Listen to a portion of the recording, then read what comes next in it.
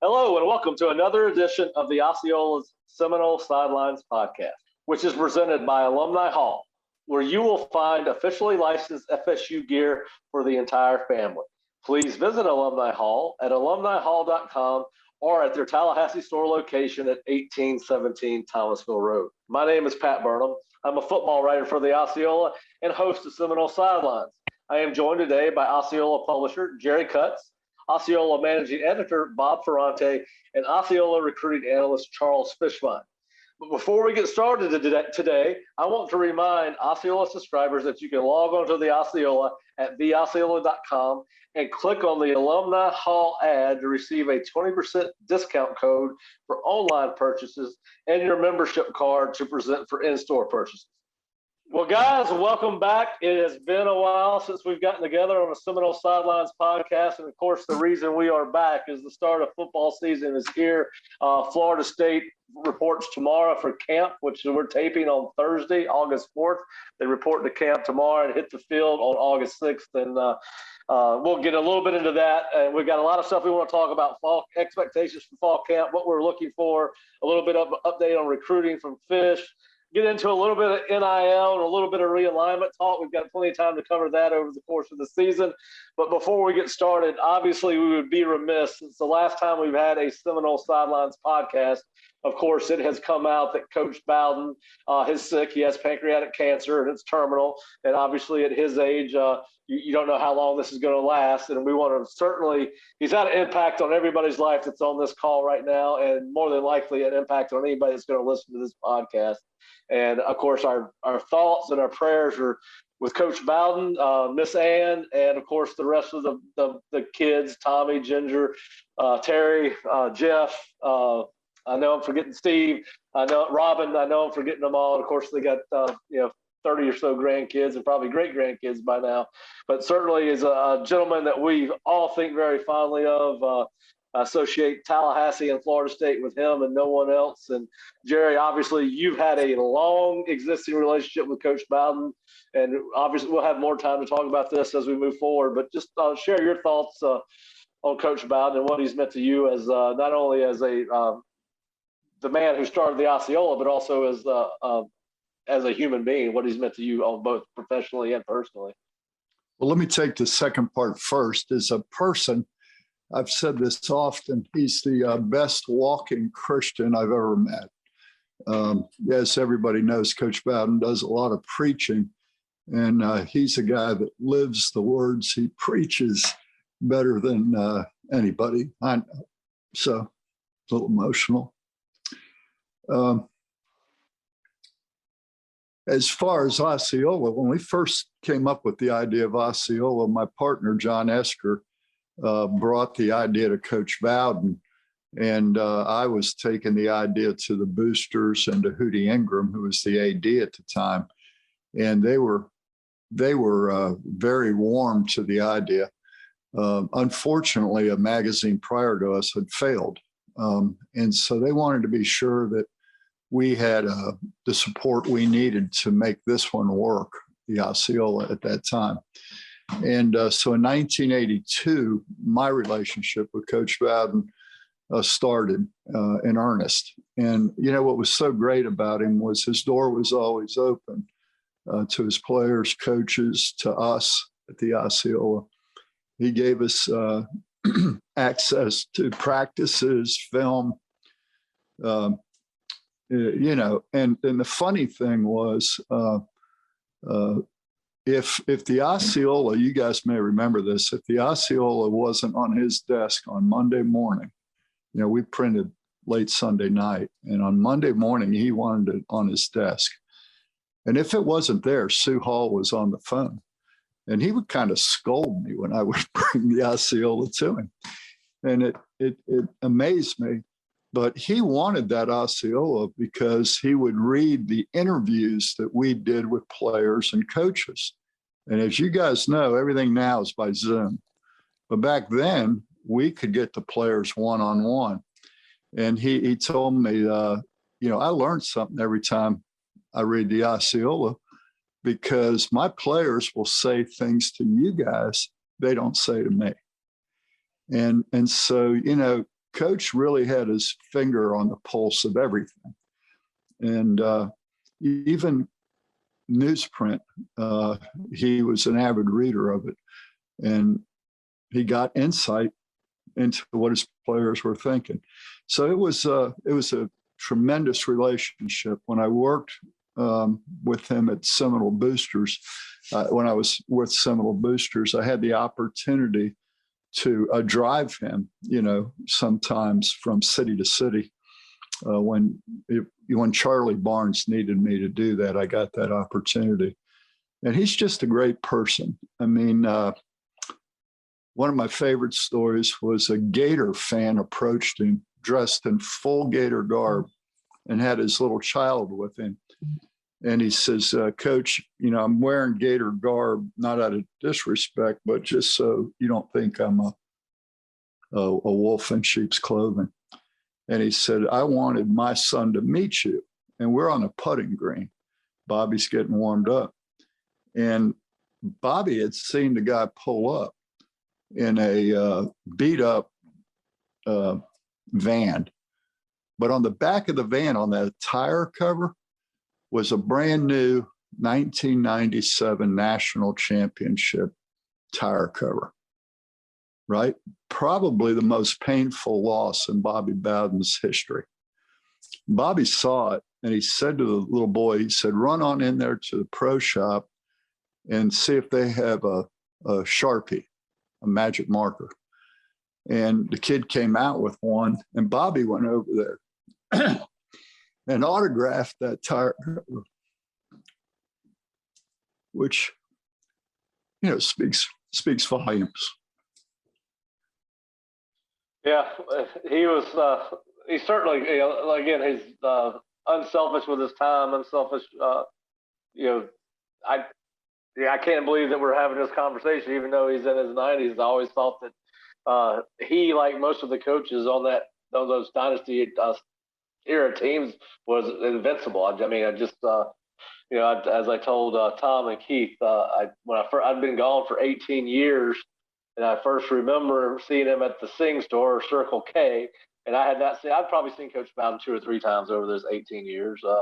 But I remember the first time I was walking out of the Circle K, he got some coffee, and he recognized me. Couldn't remember I was Pat or Shane, but he goes, "You're one of Wally's boys. I know that." And, it's just amazing all the guys that he has come through, had kids come through that program, and people he was worked with, and a number of coaches and coaches' kids that he'd remember me, because the last time I'd seen him was probably in my early 20s. But anyway, just one of my favorite human beings on earth. And I think we've all got stories that we will share as we move forward here. But certainly just wanted to, ask you about Coach Bowden. Obviously, it's an emotional subject matter for all of us. We saw that on our last Osceola happy hour 2 weeks ago. Talked to Mark Salva. Mark got choked up when he was talking about Coach Bowden. Obviously, Mark played for Coach Bowden. Then we had one of our Osceola subscribers. There's a FSU booster, Jason Franza, who was talking about the impact that Coach Bowden's had on him as an FSU fan, as an FSU student, and the things that he carries along with him in his life based on what he's seen, the example that Coach Bowden has set and the way he's walked his life. So whether you played for him, if you've had any interaction with the man and studied the man at all, it's hard not to walk away with some impact he's had on your life. And obviously, he impacted my father's coaching career in a very positive way, gave our family a place. When you're part of a coaching family, you spend most of your time packing up boxes, going from one address to the next. And, this is because of what Coach Bowden did for my family. Even though I am the only family member that lives here, it is the one place that all 3 of us, my brother and my sister and I, went to the same school. We all went to the same high school. We had never spent any longer than 3 years in any one place before Coach Bowden hired my father in 1985. And, obviously, he's one of the reasons that I love college football. He's one of the reasons I love Florida State, just not the football program. And he's one of the reasons I love Tallahassee. And I just think it's going to be a sad day when he does passes, but we all have such great memories of him. You don't ever hear anybody have a bad memory of Coach Bowden. And I think that his legacy will live on through hundreds, if not thousands of people over the next 50, 100 years. I mean, the impact that he's had will carry on from one generation to the next. And, it was sad news 2 weeks ago, but we do keep Coach Bowden and his family in our prayers, and are pulling for him to have, a peaceful transition. And, just somebody that has impacted, again, I could say it, and I have said it almost 100 times already, just the impact he's had on people that he doesn't really know is just amazing. And like you said, speak volumes to the type of life and type of man he was, and the way he not only did he talk the talk, but he walked that walk. And so many times we see people that talk the talk but don't walk the walk, but his walk reflected his talk, and I think that's all that you can ask for. And he's the reason that we're excited about what's going on now in a lot of reasons. I mean, fall camp is starting tomorrow, and our love for the university and for the football program, by and large, for all four of us here, was because of Coach Bowden, the success that they had, and the teams that he built, and the fun that we've had going to Florida State and attending football games. So we get back on the grass on Saturday. There's a lot of things to look forward to. There's a lot of positive anticipation for this season, despite the team coming off a 3-6 year. You usually don't find this kind of positivity surrounding a program, but with the influx of transfers from last one year to the next, and obviously the success they're having on the recruiting trail, there's a lot of excitement for this game that's coming up on September 5th. And we've all got a lot of things we're going to look for heading into camp on Saturday, and we will be there. The Osceola will be there.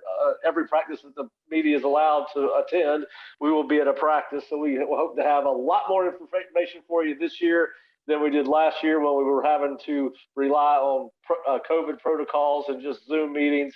So hopefully we'll have some more firsthand evaluation for you this year, firsthand information for you. So we'll go through the list. We've all got different things we're looking for. Some of them are going to be the same thing. But Bob, I'll start with you. We can cycle through, give everybody a shot. We'll come back through. But what are the couple of things? Just give us one of the several things you're looking for starting on Saturday. I think there's a curiosity almost everywhere at every position group with this team. You've touched on some, a story that we're going to run in the Osceola. Couple of them that I'm curious about beyond the pass rush, which is maybe hard to see in a August practice. You can see it in scrimmages and then really on September 5th. But I'm curious about a guy like Jordan Wilson. What does Jordan Wilson as a blocking, versatile tight end / fullback bring to this offense, run blocking, pass blocking? That was a big loss before the season even started last year. Really curious about what he brings to the table.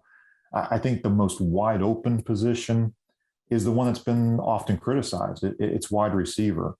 We can say that Andrew Parchment should start, and Ontario Wilson has experience, and he's probably up there as a starter, but they're being pushed by such a big group of true and redshirt freshmen. I think there's just so much curiosity as far as who can be a consistent receiver, a consistent blocker on the edge out of that group. There's just so much competition right there that I think it's going to fuel for a really improved position group, and obviously one that we hope consistently catches the ball and helps out the quarterbacks. Jerry, what are you looking for? What are the couple of things you're looking for during two-a-days or fall camp, I guess, as it's called now? Yeah, well, there's a couple things I'll add to what Bob said about Parchment. I mean, I think within the first few days, we'll have a pretty good idea what we got there. And is he in the hunt, or is he a difference maker? I'm really interested to see. I think they've got to put Mackenzie Milton under fire. I mean, there'll be a green jersey on him still, but I think we're going to get a much more real look when they get to scrimmage with him. Those are, and then Gibbons, I'm very curious to see, can he be a left tackle? Is he a guard? Who will be our left tackle this year? That is, I'll be watching that a lot. The other thing I'm curious to see is on defense. Last spring, we didn't get to see Keir Thomas. Is he healthy? We'd heard, some, he was out of the spring with an injury. How about Emmett Rice? I mean, to me on defense, Emmett Rice is a really, really key player. That's the big thing in the first couple days is how healthy are the guys, and are they all out there, or are some of them not able to practice at full speed? Yeah, and I'll kind of piggyback on several of y'all's points, a little bit different angle, but I want to see quarterback clarity. I think it's very likely that Mike Norvell is going to operate with some sort of 2 quarterback system and take advantage of Mackenzie Milton and Jordan Travis' complementary skill sets. They both have different strengths. But will one of those 2 guys separate themselves as the definitive starter? And will having a definitive starter allow for more consistency from the offense in general? Does it simplify the coach's game planning if they're able to identify the game planning for the kids themselves? Because they're similar offenses, but they're not exactly the same depending on who's in the game. You can do a little bit different things with them. So I want to see, and listen, the old adage is, if you have 2 quarterbacks, you really don't have one. I'm not sure that's true. Florida State's had a lot of success in its history with 2 quarterback systems. I'm not sure the quarterbacks themselves enjoy that process. I'm pretty sure they don't. That may be the same for Mackenzie and Jordan. But you can have success, and this is a 1-year deal. It's not like these guys are both going to be here for the next 3 years. Could you operate on a 2 quarterback system for a year? So I want to see what happens with that, and if Mackenzie is able to firmly grasp the job, how to use Jordan. Those are some of the things I want to see.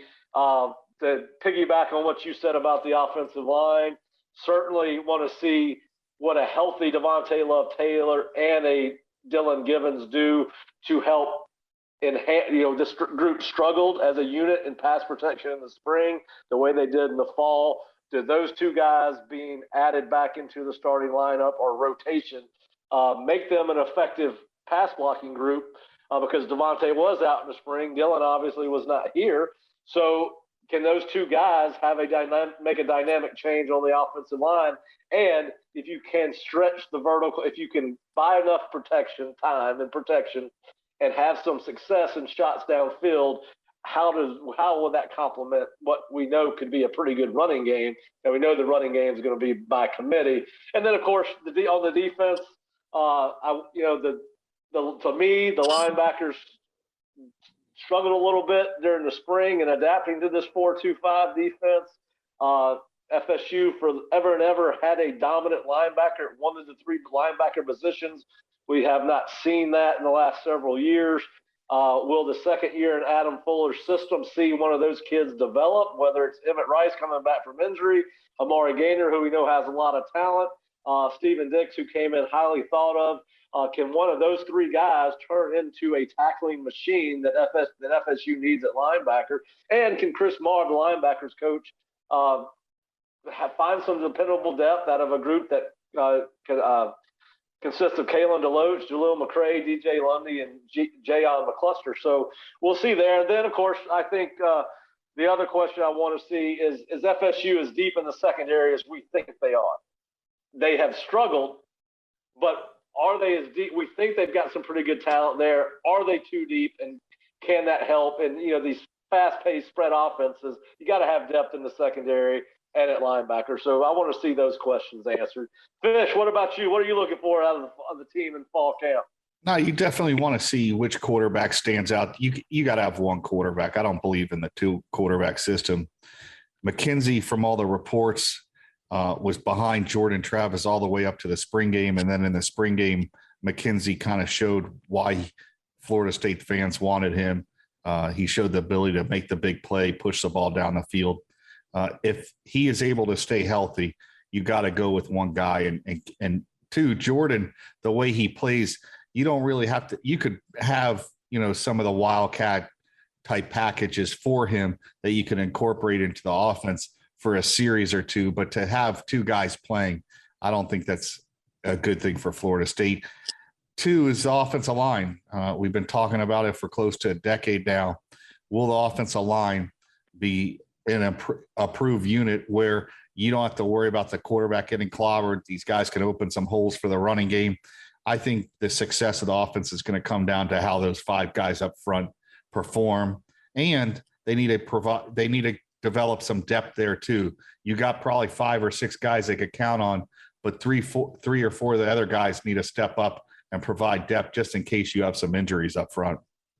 I definitely agree. I think they need to be 8 deep. You can't go through a 12-game season without getting some guys banged up. And I think we're all looking for the right things. And of course, there's going to be 1,000 little things we're going to look at. Does the team are they in better shape than they were a year ago coming into camp when they did not? I'm not talking about how they physically look. I'm talking about are they able to expend more energy and have more stamina than we saw last year when they did not have an off season to take advantage of?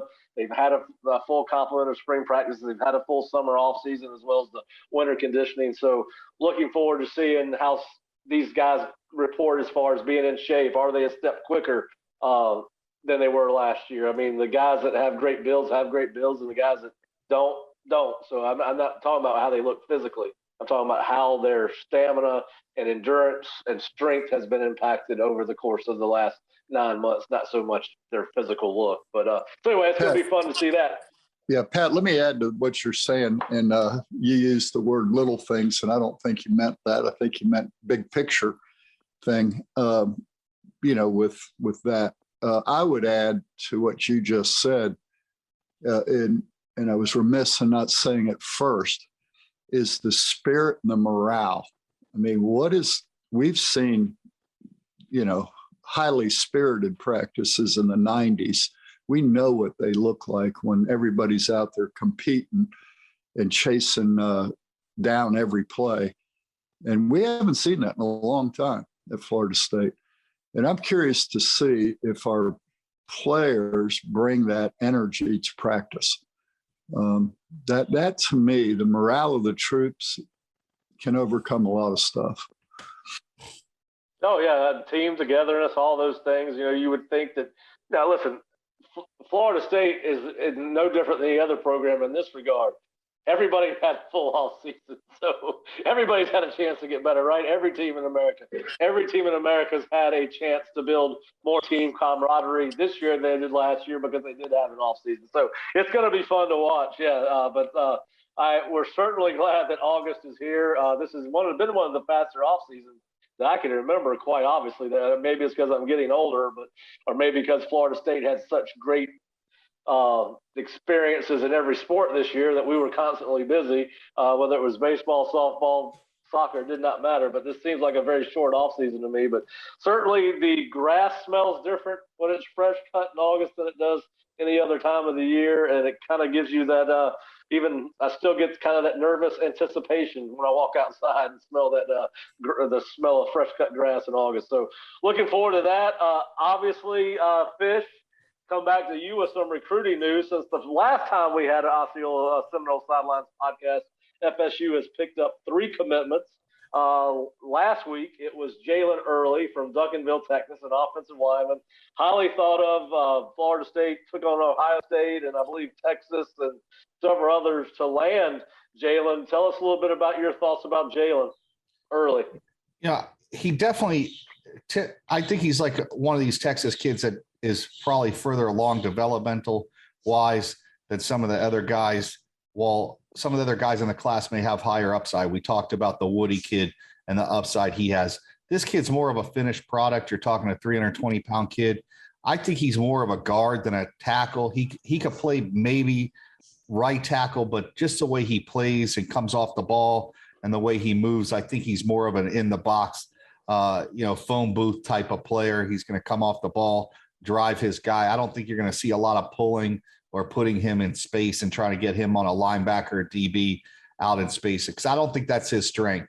I think he's one of these guys that probably could play earlier, but some of the other guys that they have in the class, I think, have a little more upside. That's just my opinion, just from watching the highlights. I've never seen him in person, So, I mean, I remember watching some of Charlton's footage, and then you go see him at the summer camp or Aluba, and all of a sudden you have a different opinion because they look different when you see them in person.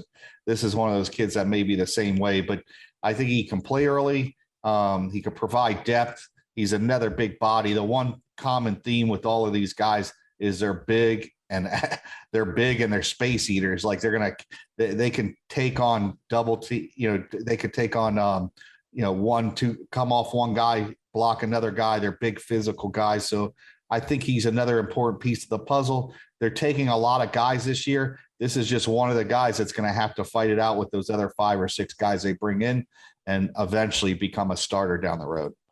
Yeah, right now they're at 6 O-line commits. If everybody sticks to the O-line, which is a question I won't have for you here in a second. But listen, a couple days before Jalen committed, Daughtry Richardson from Miami Central committed to Florida State on July 25th. A 3-star guy rated as the 44th best offensive tackle prospect in the nation by 24/7 Sports. I really like Daughtry's film, man. I went back. His junior film was much better than his sophomore film. I don't know if he's a guy that can come play as a true freshman, but will certainly have a chance to play as a redshirt freshman, and a guy that I think is a tackle all the way. Give me your thoughts on Daughtry Richardson. Yeah, he's the one guy that you could count on him being a tackle. I don't think he could play guard, but they need tackles, and he's going to fill that void. When you look at him and you look at the kid we just talked about that just committed, Daughtry's has further to go, but his upside, I believe, is greater than early. Just the way they play, he's a lot more athletic. You see it. He can bend. He can get out in space. When he moves, he looks like an athlete. He's just raw. The one thing is too, he's had now 3 offensive line coaches in 3 years. I think him going to Miami Central is a good thing because Central's done a very good job of producing offensive linemen. But here's a kid that went to Godby, went to Miami Edison. Now he's on his 3rd O-line coach. You want to see him. I'd like to see him settle down. That's my only concern with him once he gets to Florida State. He is not going to be a first day or first year starter at Florida State. Is he going to be patient enough that when things don't go his way, he's not looking for the transfer portal? The 3 schools in 3 years is my main concern with him, is that he's got to be patient at Florida State because he's not a ready-made guy. Like Woody is a kid I feel could go in and start right away. Some of the other guys like Aluba could come in and play right away as a freshman. Daughtry's not a first-year player. I think he's more like a Lloyd Willis that he's going to have to develop. He's going to have to take his time, get bigger and stronger. And technique-wise, you see it on film. He does a lot of lunging. He does things that technique-wise he needs improvement. All the upside and talent is there. He's just not ready, and I just hope he's patient enough and willing to learn to get better instead of being impatient and just jumping in the portal. Yeah, and listen, here's the thing, and they got 6 guys committed on the offensive line right now, including Antavius Woody from Lafayette, Alabama, who I agree with you. I think he is the most physically ready of the 6 to come in and play. And we've had an Osceola subscriber ask me, do I think because they've got 5 other offensive line commitments committed to Florida State, did they move on Woody? They give him a shot at defense? And my belief is no, because even though these guys are young and some of them are not ready to play, and they may not be ready to start, at least 3 of these kids, Florida State, it could have as few as 12 scholarship offensive linemen next spring. Yeah. If Brady Scott doesn't come back, but so I think you keep Woody on offensive line to start, and because I think he's got a chance to play early. Do you agree with that? I think he's the most ready to play. Woody reminds me of Isaiah Wynn, and also he's a Nate Hudson Rodney Hudson type. I'm sorry about that. Rodney came in, originally played guard, tackle, Florida State. I think played some guard, ended up moving into center. He's versatile to play all 3 positions. I think he's the most talented. If he's 6'5", I think you're talking a kid off of his film and based off of his measurables. If he was 6'5", you're talking about a top 5-10 kid in the country. That's my belief. I think you believe the same way. He's athletic. He just moves differently than the other guys that are in their class. And technique-wise and the tools, he's ready to play. I think he's the furthest along, and he can make an impact right away. It'll be interesting on some of the other guys. They're going to get their shot. Listen, they're not bringing these guys in because they don't think that they're not ready to play, or they're going to force these guys, kind of like Florida State did the year before they won the championship. Josue Matias, you look at him. You look at Bobby Hart. You look at Trey Jackson. You look at Brian Stork. These were all freshmen, and they weren't recruited as guys that you're like, oh, these are first-day starters.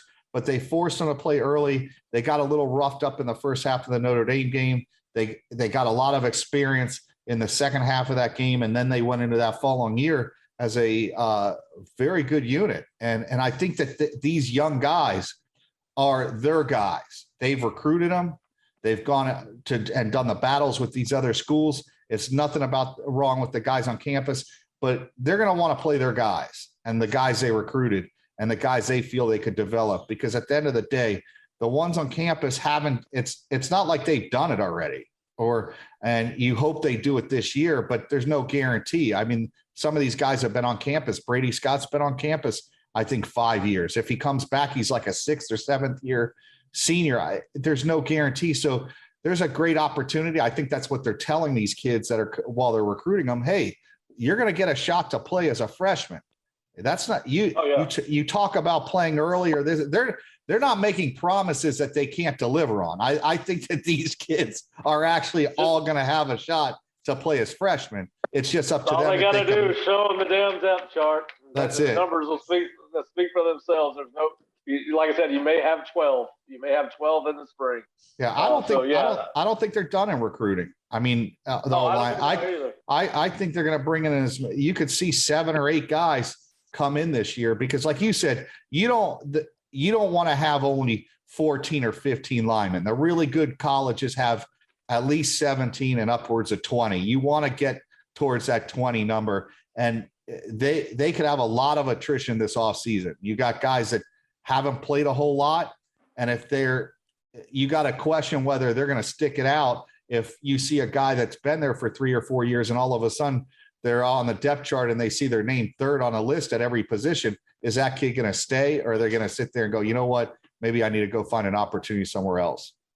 Yeah, and listen, I think they'll go through the portal again for another offensive lineman in the offseason. I think they'll try to bring in an experienced guy to help offset that. But I don't think I'm with you. I don't think they're done on the offensive line. I think you may see at least one spot go to a transfer offensive lineman at the end of the year. And you're right, with the one-time transfer rule, that's going to be as interesting an offseason as it's ever been with the announcement of that. You couple that with the NIL and the realignment. This is going to be a crazy time in college football. And another reason I think they may keep Woody on the offensive line, because they got a commitment from their 3rd defensive line prospect, Daniel Lyons from Homestead High School in Homestead, Florida, 6'4", 270, 3-star kid, rated the 66th best defensive tackle in the nation. What do you can tell us about Daniel? I think Daniel's one of the better kids in their class. I don't understand the rankings with him. I like him because he's very explosive. When you watch his film, he's constantly in the backfield. He's not one of these guys that kind of just gets stood up by an offensive lineman and then comes off and makes a play. He's constantly shooting the gaps. He's very aggressive with his hands. I think sometimes he looks smaller than he really is because he wears a single digit. I wish these defensive linemen would go back to wearing like 99 and numbers. Yeah, because a lot of times when you're evaluating them, you're like, the kid doesn't look that big, but then you meet Daniel in person and the kid's a lot bigger than you really think. He's a big, wide-bodied D tackle that can move, play D tackle, play nose guard in their system. He's very physical. His athletic ability is probably as good as any D tackle they've brought in the last 5 years. He's very athletic. He can play outside in some situations if they go to a 3-man front. I like him. I think he's one of the top 5 or 6 players that they've gotten commitments from. Yeah, I agree with you. He's got some technique work to do. He plays too high at times, but he get away with it in high school. But he is explosive. He'll have to learn to play with a lower base with better leverage in college, but certainly another solid get for him. But yeah, so they are killing it in recruiting right now. A long way to go. We've seen kids commit and decommit. Well, Fish, thanks for the update on recruiting. FSU is currently ranked as the number 1 ranked class for 2022 by 24/7 Sports, and I believe they're right outside the top 10 in the nation. Ranked number 8. So they've had some success. But we want to talk a little bit more about the NIL and about realignment. We could spend hours talking about this stuff, but when we come back from our break, we will talk a little bit about the NIL with Fish and how colleges may weaponize it for recruiting, and then a little bit about the rumors that Florida State and Clemson had reached out to the SEC. But we'll be right back after this message from Alumni Hall. Alumni Hall, where you'll find officially licensed FSU gear for the entire family, including brands like Nike and Champion, plus great gifts for your favorite Seminole and home decor too. Miss some of the old Seminole throwback logos? Check out our College Vault collection. Shop online at alumnihall.com and let our great customer sales team ship to you within days, or pick up in store in Tallahassee. You'll find us in the Miracle Plaza Shopping Center on Thomasville Road. Students and military get 10% off in store, and Osceola subscribers get 20% off in store and online with their digital membership cards. Alumni Hall. And we're back. We would like to thank our sponsor, Alumni Hall, for sponsoring Seminole Sidelines podcast. And Fish, I want to talk to you a little bit about the NIL, and we'll get to a little realignment talk too. But I've talked with some college coaches, and I believe this to be on my own personal experience, that college football programs are going to weaponize the NIL in recruiting. If you're not trying to weaponize it, you're really not doing due diligence. Are you already seeing signs of this on the recruiting trail? And how do you think not only Florida State, but how do you think other programs will weaponize the NIL as part of their recruiting of high school prospects? Well, they're definitely going to weaponize it. I mean, heck, Miami's using, the resources and stuff that they have as far as at their disposal of, listen, you're going to have more opportunities coming to a big city. There's going to be more opportunities from jobs, and they're using the NIL to recruit. And I think all these schools are going to use it. My biggest concern with the NIL is that you're going to have 85 kids on a roster. And I truly believe at the end of the day, some kid may get a steak or some gloves from some local company, but you're going to have a bunch of guys that aren't going to make money off of this. And it's going to be interesting to see how these coaches handle that. I mean, head coaches have a lot of responsibilities. Now you have something else on your plate. You're going to have to make sure that there's not jealousy in that locker room. That one guy, you have a guy at Alabama that's never played it down. What happens if that kid gets hurt now and he has supposedly, you're talking close to $1 million in advertising that he's going to make, and he's never played it down. What happens if he gets hurt in game 3? Now the backup comes in and he doesn't make the same amount of money, but he's now starting and that other kid never plays it down. Yeah, are they jumping the gun on this and giving too much to certain guys and not enough to others? And how are they going to allocate that money? I just think it becomes an issue, especially if a quarterback on the team's making $800,000. And then now you have a second team player that's making $100. How are they going to handle it? I think that nobody's really thought that out. They just wanted to, get the NCAA off the hook as far as having to pay these guys. This is a way they could pay them and not have to deal with it. And we'll see. I think there's going to be some issues over the next couple of years that people haven't seen yet. So. Yeah, listen, I agree. And listen, the top end kids are just like they do now. That is going to be legalized. They're going to get the vast majority of whatever's out there to grab. I mean, it's going to be your Mackenzie Miltons and Jermaine Johnsons and Lawrence Toafilis. They're going to get those kind of the guys that are scoring the touchdowns and throwing the passes and toting the ball are going to be the guys that get the big contracts, for lack of a better word, big sponsorship opportunities. But we already have seen that, it's creating quite a stir around the nation with what's going on with the quarterback at Alabama, who Nick Saban is saying that before he's even started a game is going to rake in upwards of $1 million. So it is getting crazy. We had a conversation off the record or before we started taping, and we're just using people's names as examples. All right. You got Arch Manning, who is the son of Cooper Manning and the nephew of Peyton and Eli, who is because of his name, he may be a great quarterback. I've never watched the kid. So I'm assuming he's a good quarterback. Everybody in the family's been a good quarterback to this point. But what stops an ESPN from going to Arch Manning and saying, hey, you know, if you're willing to sign with an SEC school, we'll make you the face of some of our marketing campaigns, assuming that you're the starting quarterback at said school. I mean, you now can theoretically, and listen, there may be some rules. I don't think there's any rules involved in NIL right now. I think it's wild, wild west. Do whatever the hell you want to do.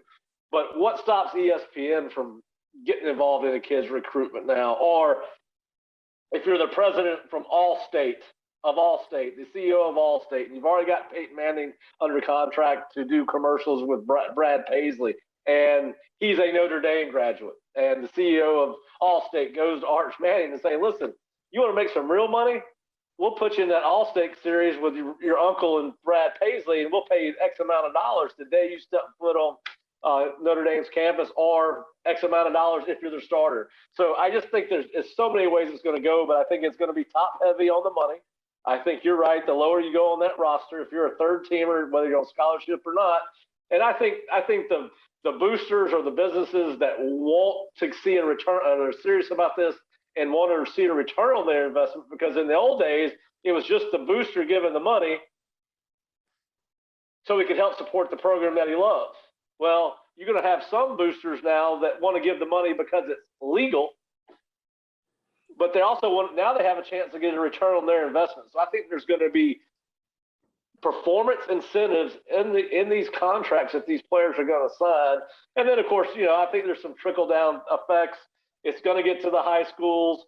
When does, you're going to have guys that are going to reach NIL agreements, the higher tiered guys, probably before they even get to campus. It's already happening.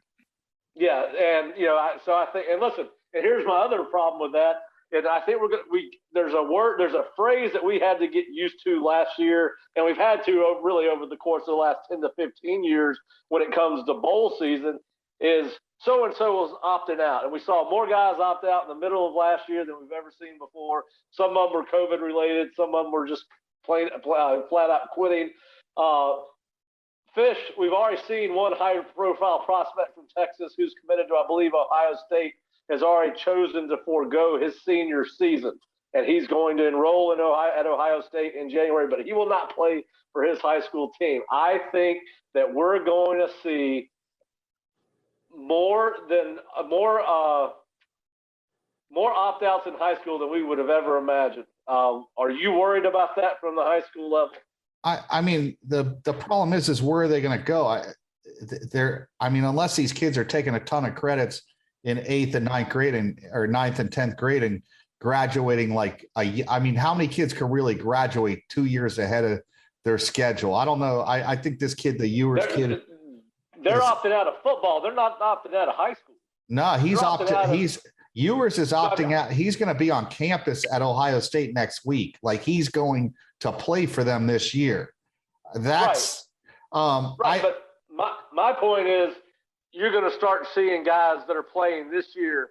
All right, if you got a high-profile kid who knows a scholarship's guaranteed from somebody, gets a high ankle sprain in week 4, and he wants to enroll in January, you don't think those kids are going to stop opting out of the rest of their senior season? I personally, I wouldn't recruit those kids. At some point, it says something about the character of that kid. You're going to be opting out. When does it stop? Oh, well, he had a great sophomore year, but now I'm not going to play my junior and senior year at high school because I've got these kids get scholarships now in the 9th and 10th grade. What are you going to do? Just stop playing football? If that's the way it's going to go. I'm talking about seniors. I'm talking about legit. All right. So if Marvin Jones Jr. or Travis Hunter were to say to the colleges that are recruiting them that, hey, I'm going to opt out if we're out of the playoffs by week 5. And I'm just using these guys as an example. I'm not saying that they're even thinking. I'm just using names as examples because those two kids could sign anywhere they want, and they know that. Yeah. But if both of those kids at midseason were to opt out, it is not going to affect their scholarship one bit. Now, there are some kids on the lower end that can't do that, but Marvin plays on a team that's so good, and they have high school state championships aspirations that I don't believe they're not going to be out of. I mean, they're scheduled. They're going to win the district automatically. And I just don't see them, just this kid just opting out. The kids that are going to do it. And I'm not saying Marvin's going to do it. Yeah. I was using him as I know what you're saying. I just think you're starting to get a slippery slope when you start saying, all right, well, now I'm not going to play my senior year of high school. As you know, I think in college, what they're going to do is, and part of the thing that you're going to start seeing is a lot of these top sponsors are going to tell kids, listen, if you play in our bowl game, we'll give you $50,000. So they have the name kids now, and they have a reason to actually play in the games, which may benefit the actual bowl games that aren't in the playoff rotation. But I don't know. It's not about being old school or having different values. At some point, it says something about a kid's character that, football's a team sport. You're now telling me that that's all coaches preach is team, team, team. Well, you're not a team player if you're going to just drop out and bail out on your own teammates. I don't know if that's where we're going. I think we got a lot of problems in football in the future. I think it's not good for the high school level to just have guys quitting. That's just my opinion. You guys could feel different. I hope you're right, but I can just see it now. Bob or Jerry, y'all got any? I think what you're talking about, Pat, is the exception to the rule. Yes, I mean, yes. There'll be a few kids. There'll be a few kids to do that, but I would be very suspicious of that kid, as I said earlier today. But I think it's an exception to the rule, and you don't build rules around exceptions. Well, let me ask you guys. Yeah, I definitely agree with that. I think let me ask. Yep. Yeah, but let me ask you guys something. All right, you got this kid from Texas. This team, maybe they've been building for 3 years to play for a state championship. I have no idea. I don't know that team. But if you're on that team right now and you've worked hard all summer and all spring to get to this point for a state championship, and now your best player bails on the whole team, I just think it's a very selfish thing. Honestly, I totally agree with it. I think you're creating a major issue for these guys. And you got to wonder what happens when one of these kids wins a national championship in their first year. The NCAA doesn't allow them to go to the NFL draft, and the NFL draft doesn't allow these guys. What are they going to just pull a Maurice Claret and sit out for 2 years? I just think at some point it needs to stop. There has to be a point where you say, listen, these are the rules. You got to play within these rules. And that's it. If you don't like it, go play another sport, you know? Yeah, I think that the NIL has made this a little bit more complicated, because now a kid is the higher end kid's gonna have an opportunity to make money when he gets in college. If he gets dinged up, I think he's gonna more apt to at least give consideration.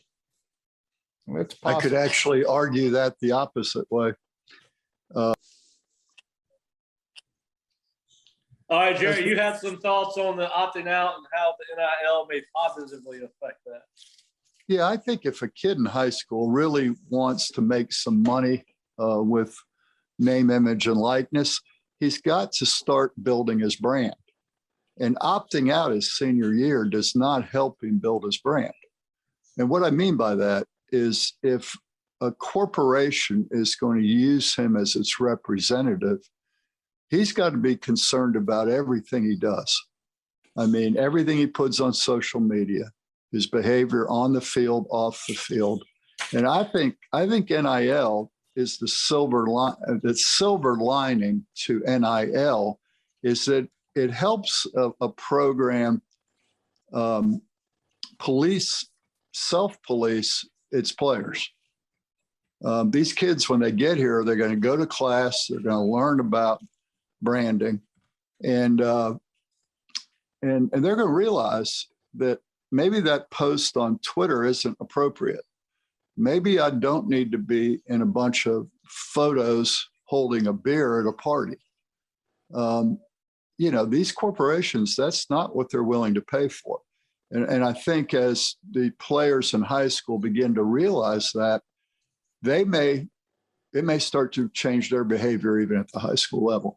Now that sounds Pollyannish, I know that, but that's the reality of branding. And so I just think there's so much. Anytime there's change, there's resistance. And I guess I'm a progressive on this, but look, nobody argued when coaches started getting paid $1 million a year, or assistants started getting paid $500,000 a year. You know, nobody was fighting the coaches making money or the athletic directors making money. And by God, you know, let's just wait and see with NIL, because I think it can be a force for good. I can see situations where, like I said, players get to learn how to brand themselves, avoid some of the social media issues that when they go to apply for a job at 23 years old. I know I did this at the Boosters. When somebody applied for a job with me, I went to their social media account and saw what they were posting. I mean, that tells you everything you need to know about it. It's more important than a resume. And so I think NIL can help our players educate themselves to create a better life.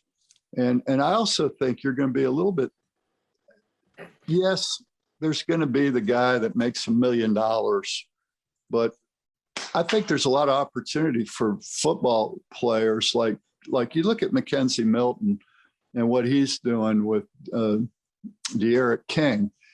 You know, these guys can put together a football camp, and those offensive linemen can make some jack. Now, not $1 million, but they could run several football camps during the year and probably make $3,000 or $4,000 on each of them. I mean, I saw the situation with mentoring. You know, a booster could see a kid that is a great role model like a Charlie Ward and say, you know, I'd really like to have him mentor my son.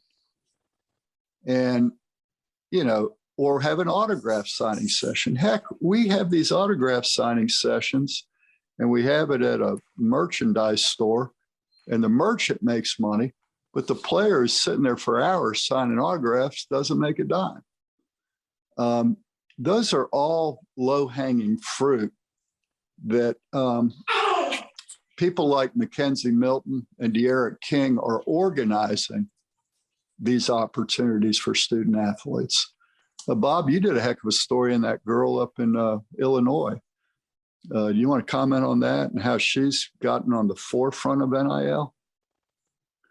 Yeah, Chloe Mitchell is from Aquinas College up in Michigan, and she basically has created her own company to help NAIA athletes, you know, profit off their name, image, and likeness. And some people are earning, you know, $30 or $50 for an Instagram post if they've got a couple thousand followers, but they're viewed as influencers. They're viewed as people who have high engagement among their age group, the teenagers, early 20s age groups, and they can influence everything from something that you might drink or a restaurant you might go to golf clubs or perhaps volleyball equipment. In her case, as she's a volleyball player. So what we're seeing now is a generation that has grown up on social media.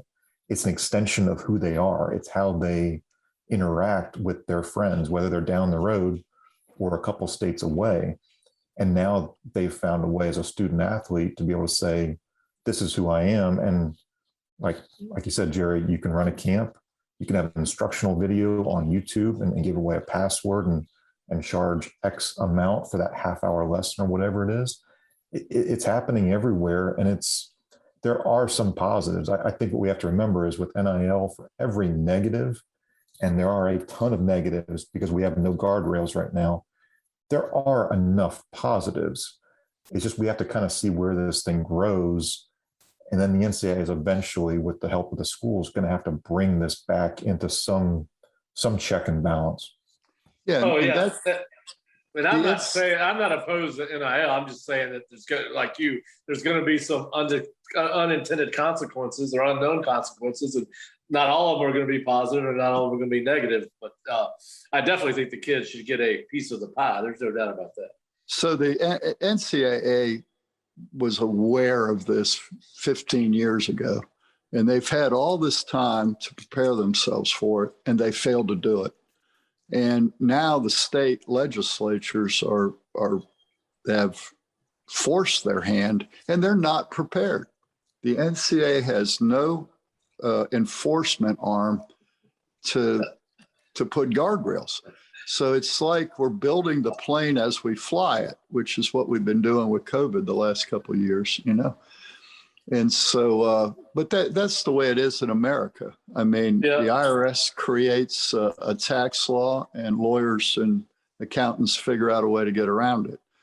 So cheaters will always cheat, right, guys? And I tell you one thing. Now they don't have to cheat. Yeah, so that's my point. That's another silver lining to this thing. If a booster wants to, in the past, when a booster wanted to give a kid money, he did it under the table. And that happened for years. That goes back to the beginning of time in college football. And what we were doing is teaching kids to cheat. And that's not what we're supposed to be doing at the college level. So if NIL is implemented properly, it's a legal way to get a kid some money and to teach him a valuable lesson in the process, rather than doing it under the table like a mobster, So I don't know. It's going to be a rough ride because these are uncharted waters. But hopefully common sense will prevail. Yeah, and listen, I think there's going to be a lot of trickle-down effects. Does a booster that's been given to the booster club to, and listen, we got to move on to another subject, but we'll talk about this later. But does a booster that's been giving to the booster club now just give directly to the athlete in the NIL agreement and not give to the booster club? Absolutely, absolutely, that will happen. Do you fund a 26 scholarship, an initial scholarship through the NIL instead of a kid going to Georgia Southern? You don't take him because he's a inch too slow or 10 pounds too light or a tenth of a second in the 40 too slow, but you really like him and got a good feeling about him and think he can develop over the course of his first year or two. Do you go to the kid and say, hey, listen, I can get your education paid for. It's not an athletic scholarship initially, but we're going to get you an NIL agreement to get you the value of a scholarship, and you won't pay a dime out of your pocket for your tuition, room, and board. And if you earn that scholarship, I think it enhances a walk-on program to some degree. I think your preferred walk-on at one of the power programs with a lot of money, you can find a way to fund that 26 scholarship as long as that kid doesn't care he's not an athletic scholarship. But why would that kid care who's paying for his school if the choice is between Florida State and Georgia Southern? So anyway, and that's just there's all kind of tentacles on this thing. Oh, yeah. But you said the NCAA was behind, and of course the NCAA may not be relevant much longer because of, in college football anyway, because of realignment. And we would be remiss. And I don't want to go into a long-winded debate about this because I'm not even sure that people that are supposed to know what's going to happen know exactly what's going to happen. And we would just be a lot of conjecture and opinion. But obviously, by now, as anybody that follows college football at any level knows, the SEC has accepted the memberships of Texas and Oklahoma into their conference starting in 2025. There's no way it'll last that long. They will be in the SEC before 2025. That's my opinion. But having said that, Florida State's president, Thrasher, came out and said that either unofficially or officially, Florida State has not reached out to the SEC. Clemson released a similar statement. But in my opinion, whether they have or hadn't, it's imperative that either officially or unofficially or through a back channel at some point, because of the amount of money. Is it good for college football? It remains to be seen about the super conferences, which it seems to be where everybody thinks we're headed. But I am of the opinion that FSU and Clemson and North Carolina and anybody else that's in the Southeast United States is doing their football program a disservice by not feeling out the waters of the SEC's interest in them, because you have a $1.3 billion contract on the table for their next revised television contract. That at least those are the numbers people are talking about. I think FSU, if they haven't done so already, at least through back channels, would be doing themselves a disservice if they did not reach out to the SEC. And I understand what the public statement is. I think it's only if they haven't done it yet, either officially or unofficially, I think it's coming. What do you guys have to say about that? Bob, I'll start with you. I think ESPN is going to look out for its own interest, and they're the primary broadcaster of the SEC in a couple of years once that CBS deal expires. Why wouldn't ESPN look to the SEC and try to make it the very best conference that it can be? Because that's what they're going to broadcast. That's their content. That's what they're driving to everybody across the country. I think the question when it comes down to Florida State and then Clemson and other schools is, you've got a grant of rights that exists through 2036. The grant of rights is a document that, frankly, nobody's seen. We don't understand what might be inside of it, but it ties your broadcast rights back to the conference, back to the ACC. As best as we know, there are no loopholes there. There's no easy out for FSU or to move. So short term, I've told a lot of people, Florida State, you are a brand. You are an exceptional brand because of Bobby Bowden and the coaches and the players across all these decades. Get better on the football field, take care of the brand. And at some point down the road, when all the dust settles, you're going to be in a really good conference, whether that's the ACC, the SEC, or to some to-be-shaped super conference. It's hard to tell. And Pat, I think you've said the same thing. Who knows where we're going? Who knows who's driving it? And if the driver even has a map, has a clue where he or she is going. But I think down the road, Florida State knows it's going to be taken care of because of the brand that it has. You could be right. Well, listen, what we know is we've said all this and we really don't know anything. We're just like everybody else. We are having opinions, and one thing changes our opinion from one day to the next. You hear different things, but certainly it's going to be, we'll hear more and more about this as we move forward. And we'll listen, we got, like I said, we got a lot of time to talk about this. We got a lot of time to talk about the NIL. What I do want to ask you guys about, obviously it's been 2 seasons since we've gone to a football game with a crowd, and fingers crossed, but not breath held. It looks like we're going to be back to full capacity on September 5th against Notre Dame, which is 31 days away. All right. I know we're all excited for the first game, which is Notre Dame, but coming back to a full capacity crowd, what game on the 2021 schedule are you most fired up about seeing this year for Florida State? It could be home or away, but just because of fans being back, do you have a game that you are particularly looking forward to on the schedule because of the return of fans? I'm always interested in the Miami game. That'll be a home game. And, certainly the Notre Dame game is going to be a great show, but I think you excluded that from the choices. So I would say the Miami game. Bob? Yeah, Florida State hasn't beaten a rival in so long that a win against Florida or Miami would be huge. I would also say that Florida State hasn't had a great September in a few years and needs to get some momentum going. If it doesn't happen against Notre Dame, honestly, I think that Wake Forest game takes on some pretty big importance. Just to get a little bit of momentum in the conference, some positivity as you're going through practice, and for Norvell to say in year 2, we're making those right steps to get where we want to be. He needs to see some wins in September.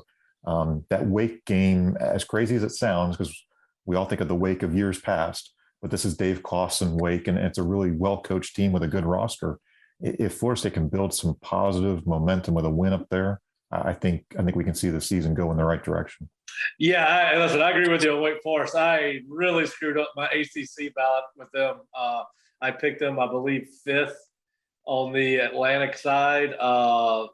That was if I could go back and do my ACC Atlantic ballot, it would certainly have. I believe they're in the Atlantic. It would certainly have them a little bit higher because, as we know, Dave Clawson's teams usually don't beat themselves. I think he's got 11 guys coming back on offense, 10 or 11, including his quarterback. That's a game that scares me. I think it's an undervalued game. And then, of course, the other one the ones I'm excited about are the ones you guys. I want to see Miami back here, more evenly matched probably than we have been in the last couple of years. And, of course, Notre Dame. And then, of course, the other game that I think that probably is flying under the radar right now is, and a game that worries me later in the season, is Boston College, because I've kind of got them as possibly my surprise team in the ACC because of the quarterback they've got. And, they've got a good offensive line based on preseason stuff. So anyway, I'm just glad we're going to have fans back. It's going to make the game day experience much more fun. I'm sure we will not see I think early we'll probably see people return in droves. I think as the season wears on, you're going to find that some people do enjoy the in-home experience of college football. I think we may see that. But, hey, listen, I'm just glad we're back to talking about football. As I said earlier, for our Osceola subscribers and Seminole Sidelines podcast listeners, we will be at every practice that they allow us to be at. We will be there this weekend. Jerry and Bob will be attending a luncheon with Coach Norvell and the staff tomorrow. So we will have updates. We are planning to shoot for another podcast early next week. We hope to have it out to you by Monday or Tuesday. But certainly want to thank Bob, Fish, and Jerry for joining me. We hope you've enjoyed the podcast. And if you are an Osceola subscriber, please go to the Osceola.com and go to the subscription page and enter FSU20 to get a 20% discount off of our $74.95 annual rate. And, of course, we hope that you will join us in the next week when we host another Seminole Sidelines podcast.